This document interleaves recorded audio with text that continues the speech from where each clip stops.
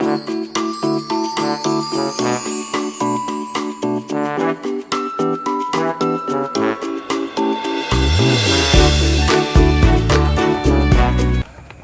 selamat malam para penduduk warga MAP.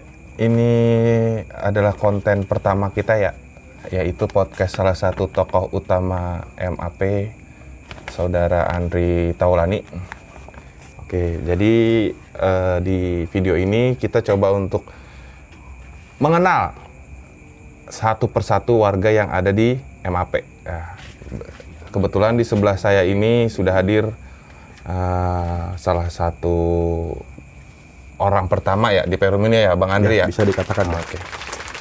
Salah satu, dan dia juga merupakan pengurus Perum ini dan marketing juga di sini ya, Pak Andri. Ya, benar. Jadi kalau butuh apa-apa, semacam ada yang mau ngambil rumah juga bisa di sini ya, Bang Andri?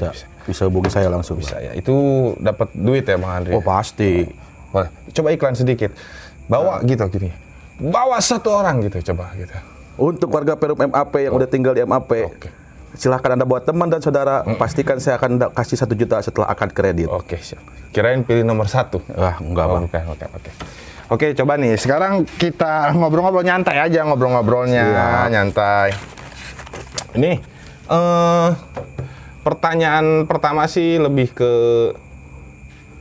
kenapa sih Bang Andri ini ngambil rumah di Perumahan Mutiara Alam Permai, sedangkan banyak perum-perum lain seperti sebut saja Perum Melati, Perum Bunga, Perum itu.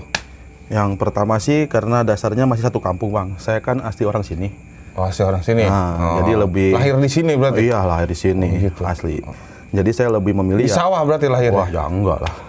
Jadi saya lebih mengutamakan ketika saya punya rumah itu nggak jauh dengan saudara, Bang.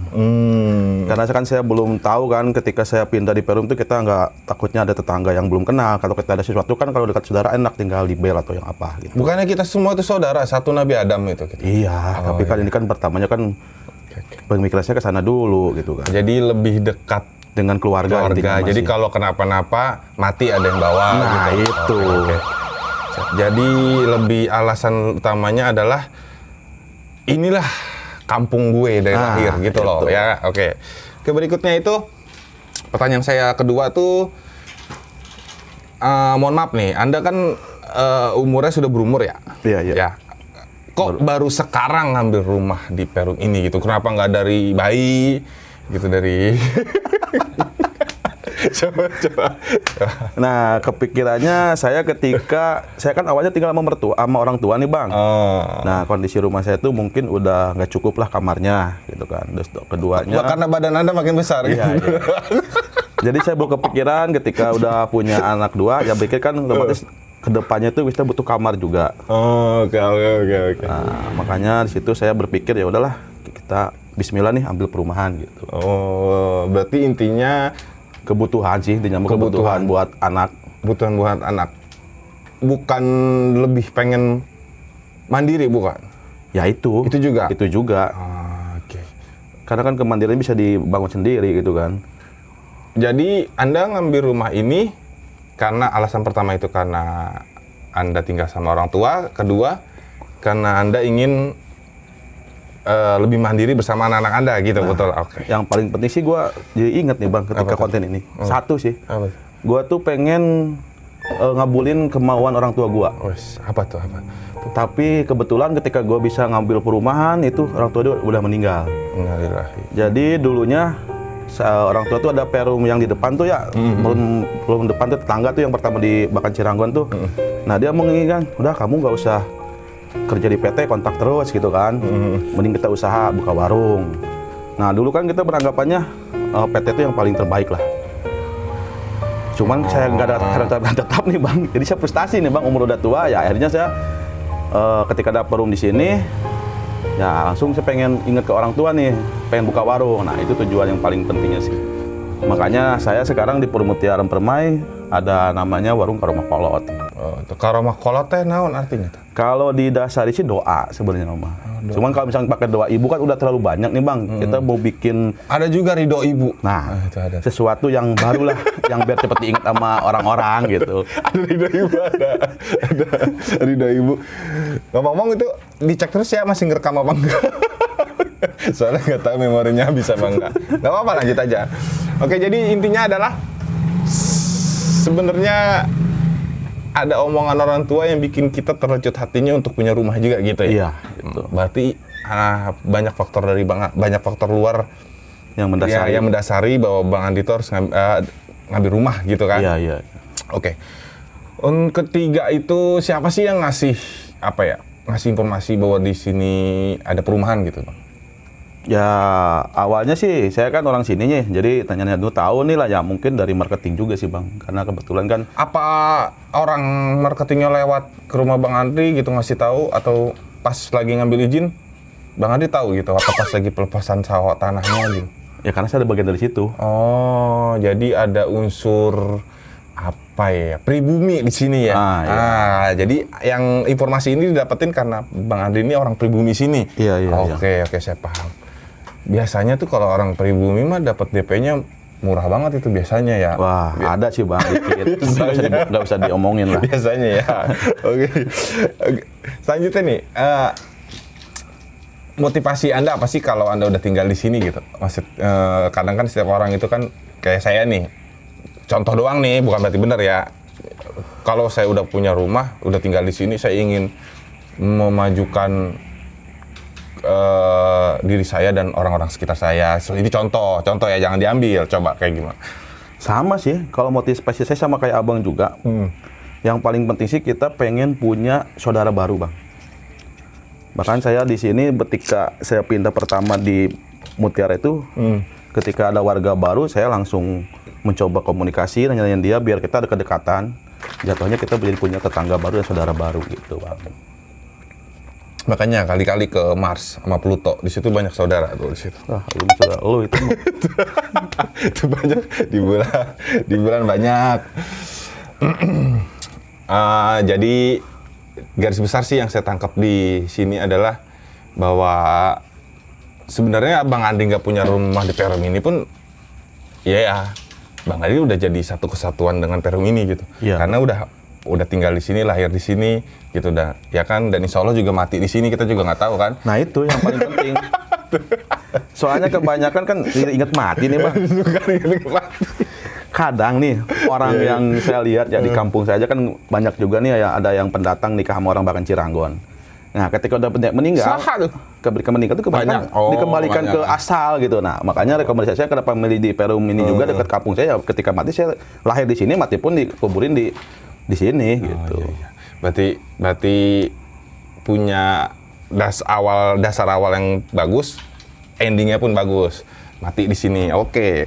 Nih Bang, selanjutnya nih Bang, ini kan menyangkut tentang kehidupan di perumahan ya. Biar kita yang nonton, siapa tahu nih, yang nonton ini juga banyak kan warga di sini juga, biar kita tahu nih Bang Andri itu kayak gimana sih, biar kita seenggaknya bisa tahu batasan-batasan ketika ketemu sama Bang Andri atau berhubungan sama Bang Andri kayak gimana sih. Coba ceritain lebih ke aspek diri sendiri coba. Bang Andri itu orangnya kayak gimana sih coba? Kalau saya sih ya orangnya santai, masuk ke semua bidang. Golongan lah. Santai. Cuman satu kelemahan saya. Kena air? Enggak. Ya kita orang Kerawang lah. Mungkin dari gaya bahasanya ada sedikit urat-uratnya gitu kan. Kasar.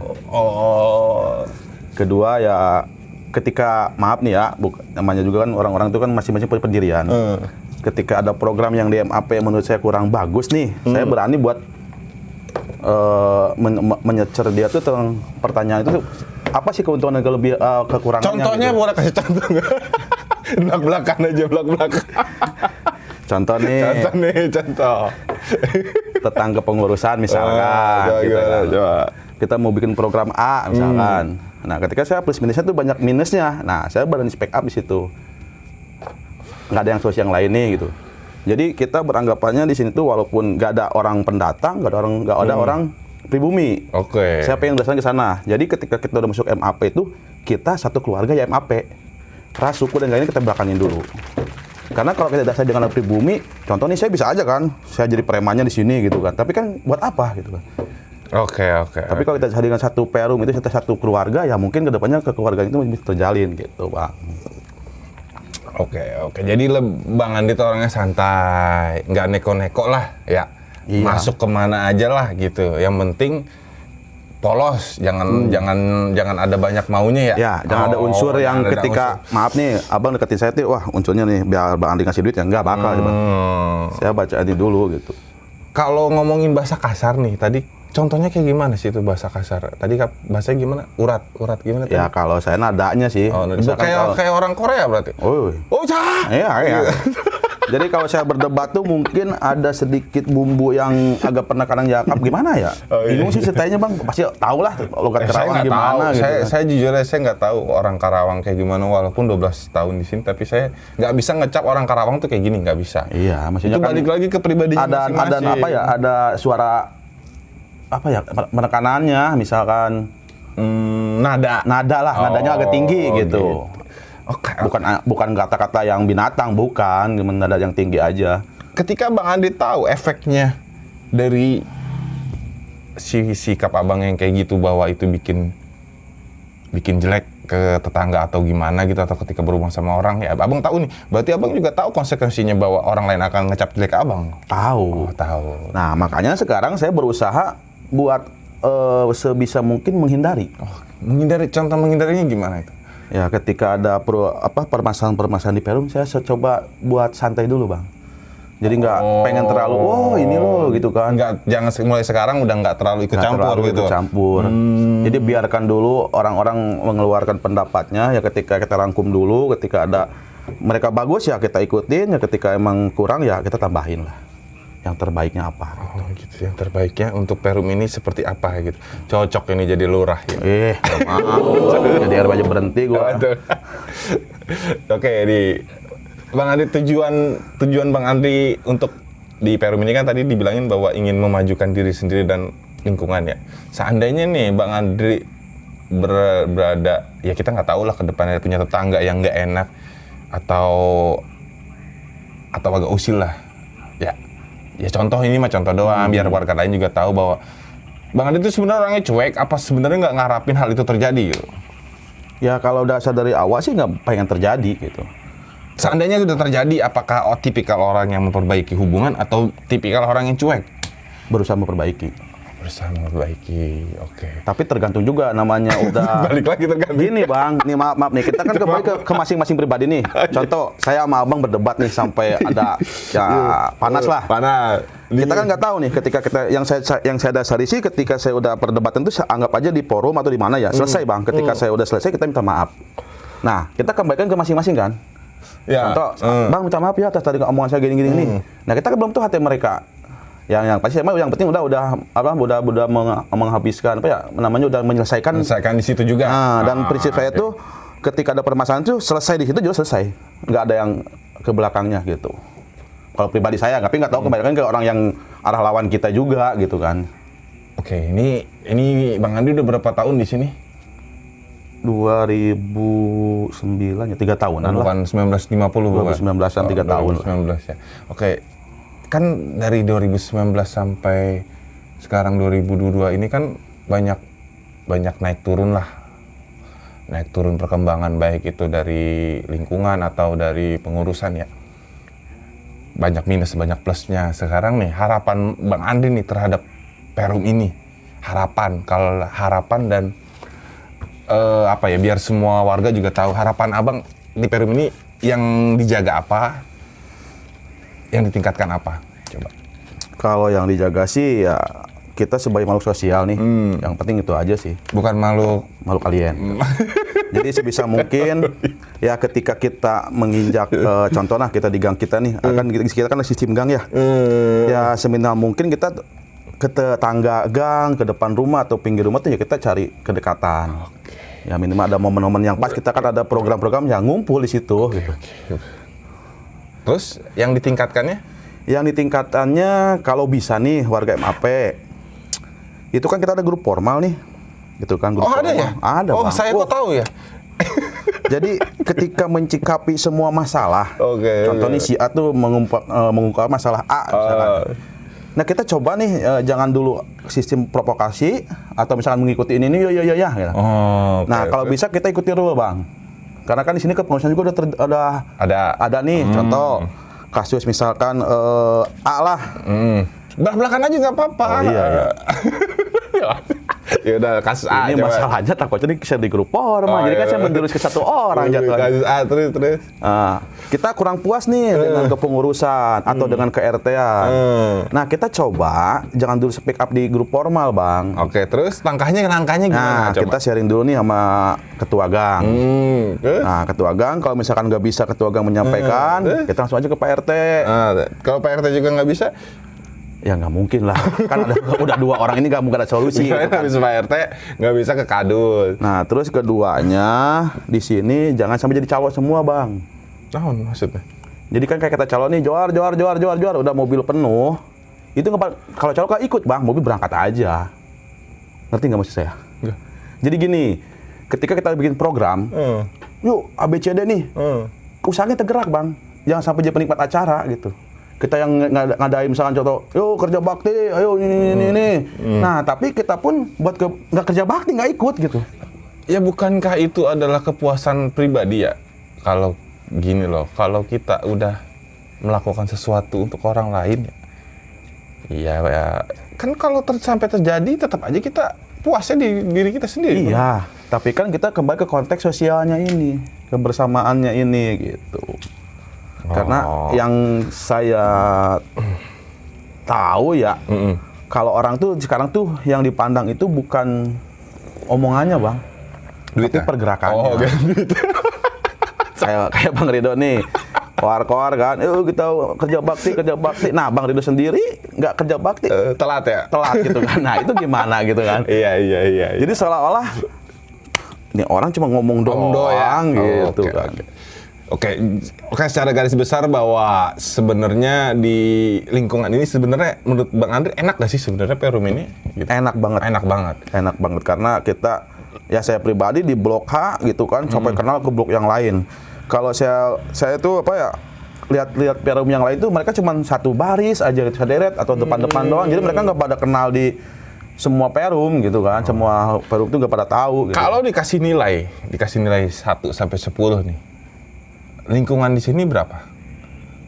8 lah. Oh, 8. Karena kan kita kan ada pertambahan penduduk juga nih ya. Kita udah lama udah pada ngerti dengan sistem kepengurusan dan yang program di MAP. Kadang ada warga baru lagi kan yang belum tahu juga gitu kan. Oke, paham. Oke, kayaknya udah cukup lama juga, udah 1 jam nih kita berbicara. Kayak 1 jam. Nanti kita saksikan lagi video-video berikutnya ya. Oke, jangan lupa subscribe, mau enggak terserah dah. Ya, thank you. Wassalamualaikum warahmatullahi wabarakatuh.